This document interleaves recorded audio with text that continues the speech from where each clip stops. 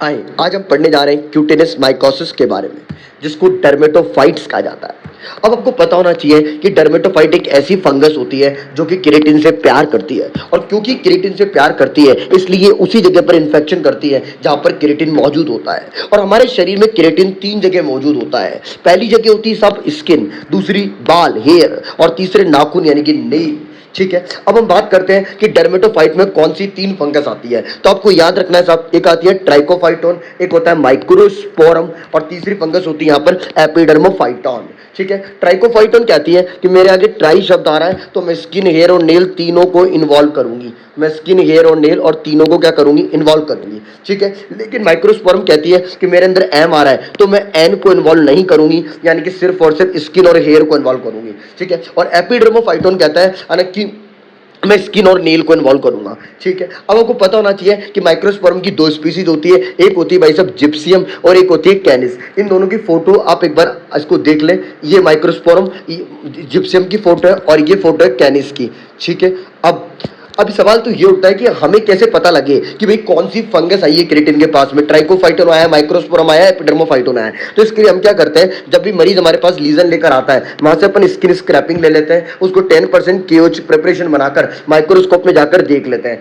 और हमें क्या देखना है, हमें ये देखना है कि हमें देखना है उसके कॉनिडिया, कॉनिडिया यानी कि स्पोर, हमें देखने मैक्रो कॉनिडिया और माइक्रो कॉनिडिया। देखो जो ट्राइकोफाइटोन होता है ना, उसका मैक्रो कॉनिडिया सिलेंड्रिकल शेप का होता है, और उसके अंदर माइक्रो कॉनिडिया बहुत सारे देखने को मिलते हैं। ठीक है, माइक्रोस्पोरम का जो मैक्रो कॉनिडिया होगा वो स्पिंडल शेप का होता है, और वहां माइक्रो कॉनिडिया कुछ एक देखने को मिलते हैं। लेकिन एपिडर्मोफाइटोन का जो मैक्रो कॉनिडिया होता है ना, वो बोट शेप का होता है, और वहां पर माइक्रो कॉनिडिया बिल्कुल भी नहीं होते हैं। और ये एक एग्जाम का क्वेश्चन भी है। ठीक है, अपन इसको एक बार पिक्चराइज व्यू के अंदर देखते हैं। तो इधर देखेंगे, यहाँ पर आपको ये फोटो दिख रही होगी, ये फोटो है, इसके अंदर अगर आप देखेंगे तो ये सिलेंड्रिकल मैक्रो कॉनिडिया मुझे दिख रहा है। तो यानी कि मैं क्या कहूंगा कि ये तो ट्राइकोफाइटोन है। ठीक है, एक फोटो में आपको और दिखाऊंगा, इसके अंदर आपको स्पिंडल शेप मैक्रो कॉनिडिया दिख रहे हैं। तो आप लोग क्या कहेंगे, ये तो माइक्रोस्पोरम है भैया।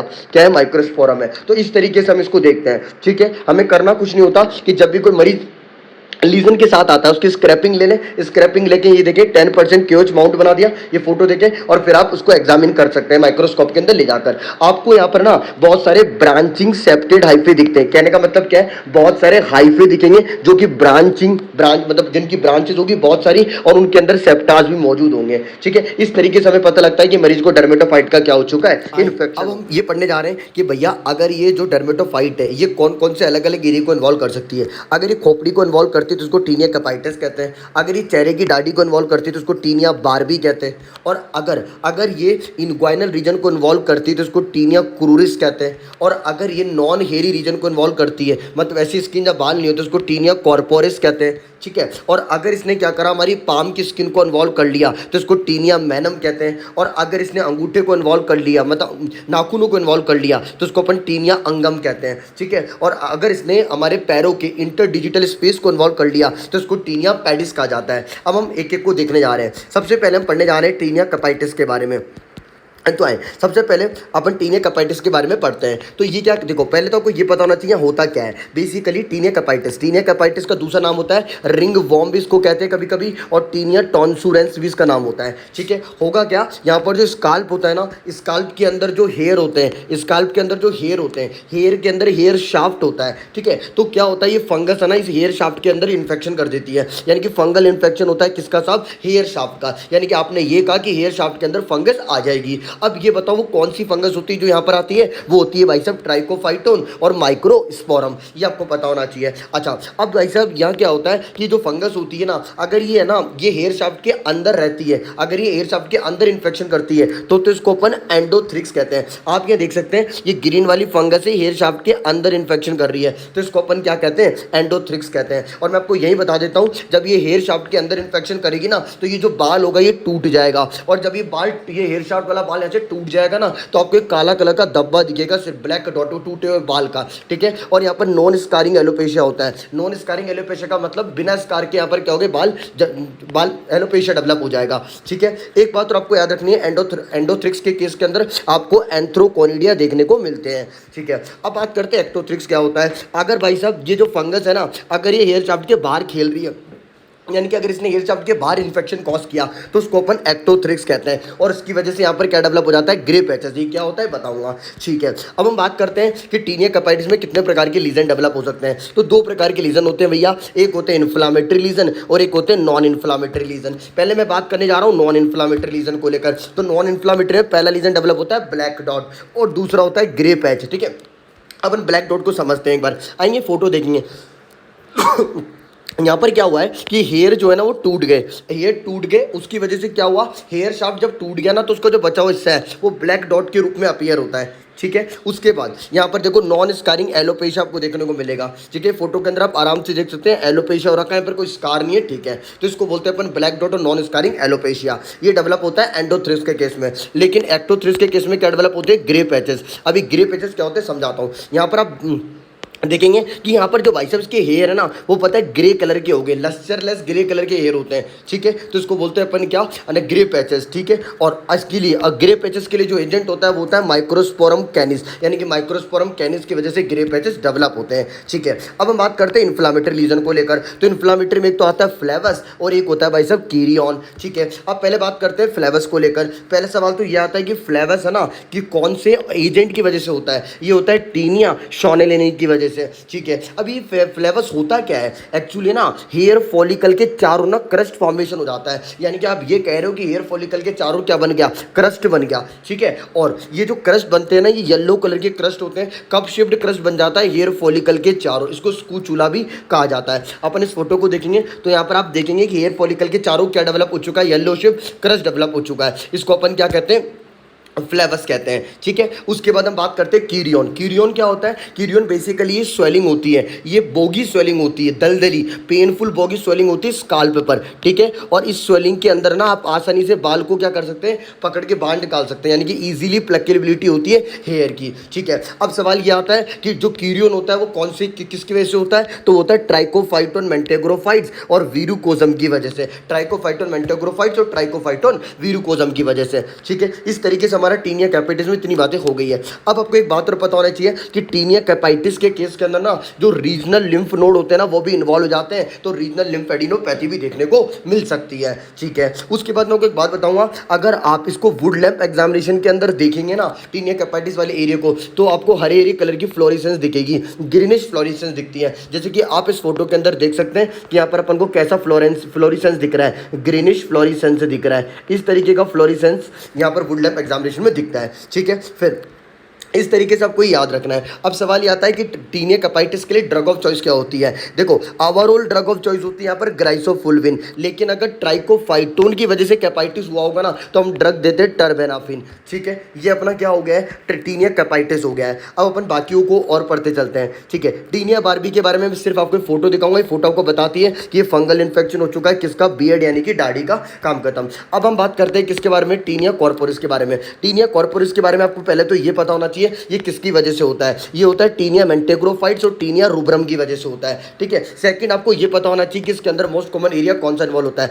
ट्रंक वाला पार्ट और non hairy region of the body, ये इन्वॉल्व होता है, ठीक है। ओके, अब इसमें जो लीजन होते हैं वो कैसे होते हैं समझते हैं। यहाँ पर एक एनुलर प्लाग बनेगा, एनुलर का मतलब होता है रिंग शेप प्लाग, है ना, आप गौर से देखेंगे रिंग शेप प्लाग है, ठीक है, जिसका जो बीच वाला पार्ट है ना वो क्लियर होगा, इसको बोलते हैं सेंट्रल क्लियरिंग, बिल्कुल सही है। और इसका जो पेरिफेरी वाला पार्ट है ना उसके अंदर रेज्ड स्केली मार्जिन देखने को मिलेंगे, यानी कि आपने ये कहा कि पेरिफेरी वाले मार्जिन में, पेरिफेरी के अंदर जो मार्जिन्स होते हैं ना वो उभरे हुए होते हैं, रेज्ड स्केली मार्जिन्स होते हैं, बीच में से बिल्कुल सेंट्रल क्लियरिंग होती है और एक एनुलर प्लाग होता है, ठीक है। टीनिया कॉर्पोरिस के बाद आता है टीनिया क्रूरिस, ठीक है। क्रूरिस के दूसरे नाम होते हैं जॉकी इच भी इसको कहते हैं, धोबी इच भी इसको कहते हैं, ठीक है। अब जो ये टीनिया क्रूरिस वाला होता है ये कहाँ पे डेवलप होता है, ये जनरली पेरिनियम वाले रीजन पे, स्क्रोटम और पेनिस वाले रीजन पे डेवलप होता है, ठीक है। इसके अंदर भी वही एनुलर प्लाग देखने को मिलेगा आपको, और यहाँ पर भी क्या होता है, प्रोमिनेंट रेज्ड बॉर्डर होती है, यानी कि जो पेरिफेरी वाली बॉर्डर होती है वो रेज्ड हो रखी होती है, उभरी हुई होती है,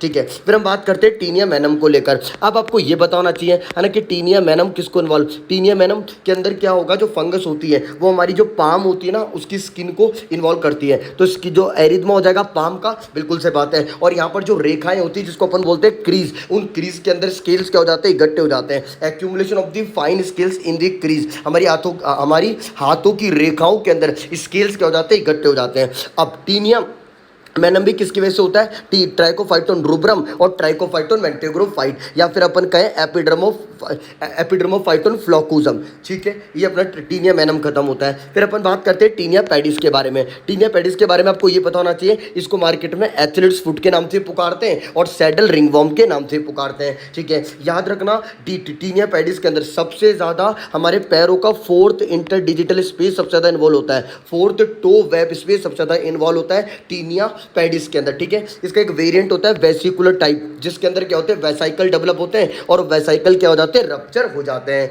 ठीक है, उसके बाद हम लास्ट बात करते हैं टीनिया अंगम को लेकर।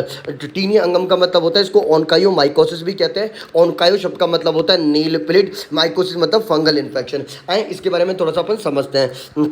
तो अगर आप यहाँ पर एक पिक्चर देखेंगे तो आप देखेंगे कि एक्चुअली यहाँ पर क्या हुआ है कि जो फंगस है ना वो किसके अंदर आ गई। ये फंगल इन्फेक्शन होता है किसका? नेल प्लेट का। नेल बेड के ऊपर नेल प्लेट होती है, वहाँ पर फंगल इन्फेक्शन हो गया। ठीक है, उसकी वजह से क्या होता है, जो नेल प्लेट होता है ना वो हमारा पूरा पीला पड़ जाता है, येलो डिस्कलरेशन हो जाता है, और नेल प्लेट के नीचे ना केरेटिन मेटेरियल इकट्ठा हो जाता है। इसको बोलते हैं सबंगल हाइपर केरेटोसिस। ठीक है, इसका डिफरेंशियल डायग्नोसिस होता है सोराइसिस। डिफरेंशिएट कैसे करते हैं? सोराइसिस के अंदर नाखूनों में गड्ढे पड़ जाते हैं, लेकिन यहाँ पर गड्ढे नहीं पड़ते। ठीक है, यहाँ पर आपको टनलिंग देखने को मिल सकती है नेल प्लेट के नीचे। ठीक है, इतनी बातें आपको याद रखनी इसको लेकर। अब सवाल ये आता है कि ऑनकायोमाइकोसिस और टीनिया अंगम में दवाई क्या देनी होती है? तो हम यहाँ नेल लैक्यूर्स देते हैं, नेल लैक्यूर्स देते हैं। इसके अंदर 4 ड्रग्स आपको याद रखनी है, साइक्लोप्रोक्स ओलामीन, इफिराकोनाजोल, अमोरोल्फिन, और तीसरी होती है टावोबोरोल और टर्बेनाफिन। ठीक है, इसको याद करने का तरीका CEAT से होता है। ठीक है, लेकिन अगर हम बात करें किसको लेकर, सिस्टमिक ड्रग्स क्या देंगे, गोलियां क्या देंगे टीनिया अंगम के केस में, तो हम टर्बेनाफिन की गोली देते हैं 250 मिलीग्राम एक दिन में एक, और एक अपन इट्राकोनाजोल की गोली देते हैं 100 मिलीग्राम बीडी, यानी कि एक दिन। अब हम डर्मेटोफाइट की इन्वेस्टिगेशंस की बात करते हैं, तो इसके अंदर अपन को स्क्रैपिंग लेनी होती है लीजन वाली साइड से, 10% क्यूज की प्रिपरेशन बनाकर माइक्रोस्कोप में देखना होता है। अगर हम ट्रीटमेंट की बात करें तो हमें यहाँ पर ना या तो हमें टॉपिकल दवाइयाँ देनी होती है, टॉपिकल अजोल दे सकते हैं, या फिर हम गोलियाँ यानी कि सिस्टमिक ड्रग दे सकते हैं। टॉपिकल के अंदर आपको 3 दवाई याद रखनी, सट्राकोनाजोल, लूलिकोनाजोल, इबरकोनाजोल। ठीक है, और सिस्टमिक ड्रग्स के अंदर गोलियाँ आप दे सकते हैं सिर्फ टर्बेनाफिन की और इट्राकोनाजोल की। इस तरीके से हमारा पूरा डर्मेटोफाइट्स क्या होता है? फिनिश होता है।